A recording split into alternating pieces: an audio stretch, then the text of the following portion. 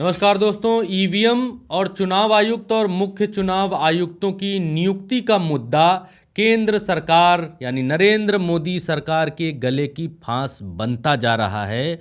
नरेंद्र मोदी और केंद्र सरकार और इलेक्शन कमीशन ये चाहता है कि किसी तरीके से ईवीएम के मुद्दे को दबा दिया जाए। ईवीएम के बारे में जो लोग सवाल कर रहे हैं उन सवालों को दबा दिया जाए, उनको फेक बता दिया जाए। ये खबर क्या है ये आपको बताएंगे। और दूसरी जो महत्वपूर्ण खबर ये है वो खबर ये है कि इलेक्शन कमीशन में मुख्य चुनाव आयुक्त और चुनाव आयुक्तों की नियुक्ति को लेकर, उनको नौकरी देने को लेकर अभी इसी पिछले दिसंबर में लोकसभा से एक बिल पास करा लिया गया था और उसको कानून बना दिया गया था कि अब से चुनाव आयुक्तों की नियुक्ति मोदी जी करेंगे, उनके कैबिनेट मंत्री करेंगे और एक विपक्ष का नेता करेगा। यानी तीन लोग मिलकर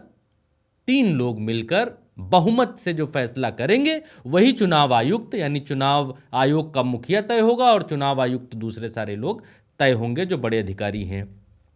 अब इसमें मसला ये है कि इससे पहले सुप्रीम कोर्ट ने ये कहा था कि चुनाव आयुक्तों और मुख्य चुनाव आयुक्त की नियुक्ति के लिए जो पैनल बने उसमें एक विपक्ष का नेता नरेंद्र मोदी जी यानी प्रधानमंत्री, एक कैबिनेट का जो मंत्री है वो, और सीजेआई खुद स्वयं उसमें होंगे। यानी चार लोग उसमें होंगे।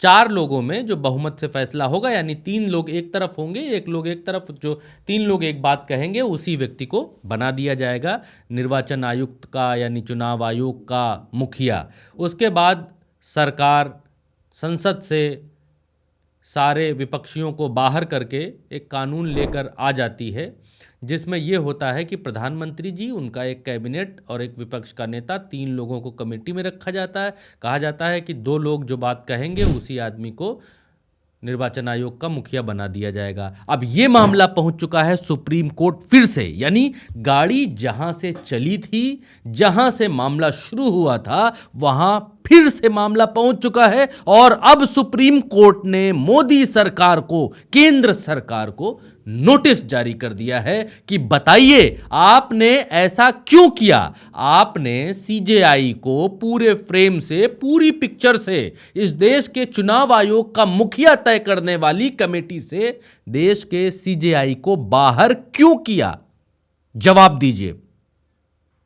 अब इसकी सुनवाई अप्रैल में फिर से होनी है और आज की तारीख में देश की केंद्र सरकार को नोटिस भेजा जा चुका है कि आप जवाब दीजिए। और दूसरी तरफ, क्योंकि सरकार इस समय ईवीएम और चुनाव आयोग के मामले पर बहुत ज़्यादा घिरी हुई है। ईवीएम पर लोग तरह तरह के सवाल उठा रहे हैं। लोग पूछ रहे हैं कि ईवीएम में ऐसा क्यों है, वैसा क्यों है, यहाँ से नहीं जीते। इवन प्रत्याशियों ने भी बहुत सारे कहा कि हमारे घर के ही वोट हमको नहीं मिले। बहुत सारी चीज़ें ईवीएम को लेकर हो रही हैं। सोशल मीडिया पर जो लोग सवाल ईवीएम को लेकर पूछ रहे हैं, उनके जैसे कोई वीडियो बनाकर पूछ रहा है तो उनके वीडियो के नीचे ये जो FAQ आने लगा है, FAQ लिंक डाल दिया गया है जिसको कॉन्टेक्स्ट कहते हैं, कि जो भी ईवीएम के ऊपर वीडियो बना रहा है उसके नीचे एक पूरा लेख लिखकर आ जाता है कि ये फला फला फला फला फला हमारी ईवीएम बहुत ज़्यादा सही है, दुरुस्त है, उम्दा है,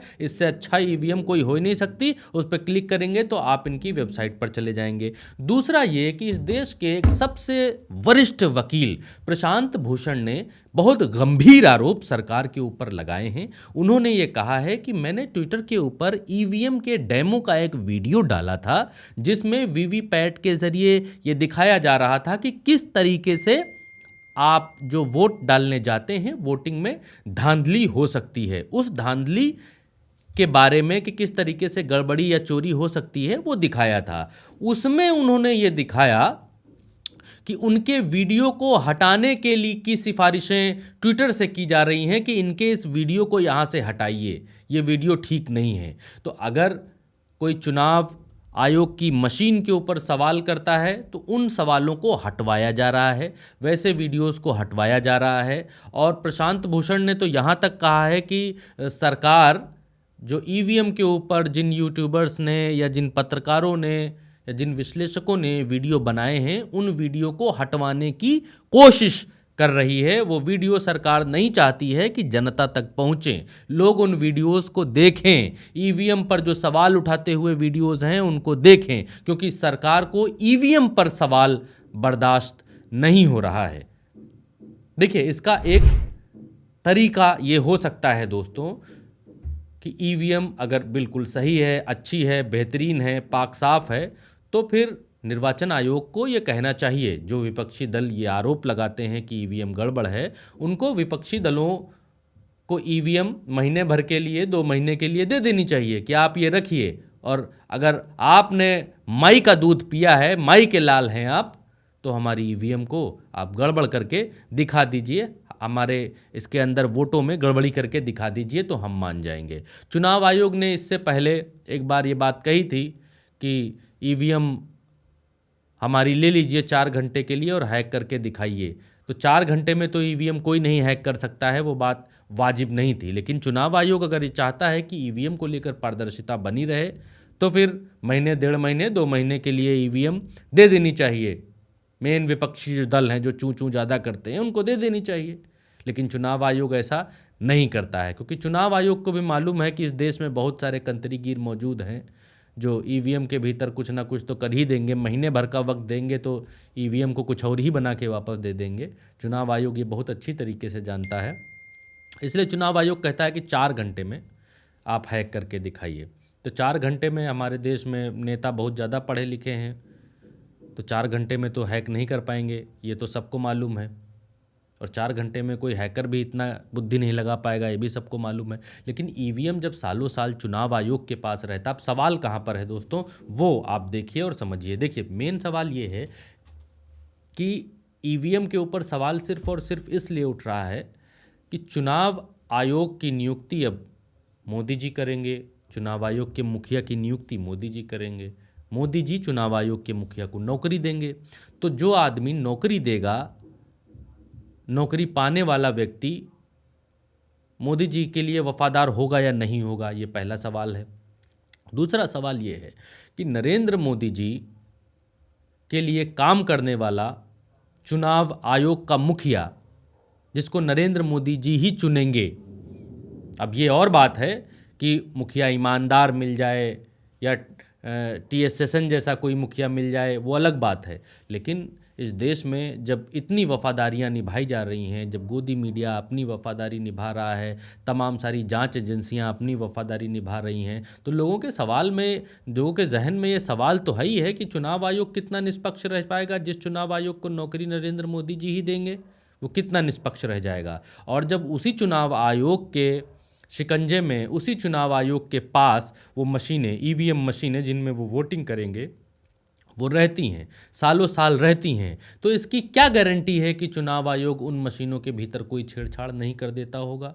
ये सवाल हैं, ये लोग सवाल पूछते हैं, और इस संशय का जवाब चुनाव आयोग नहीं देता है। चुनाव आयोग ये कहता है कि ईवीएम सुरक्षित हैं।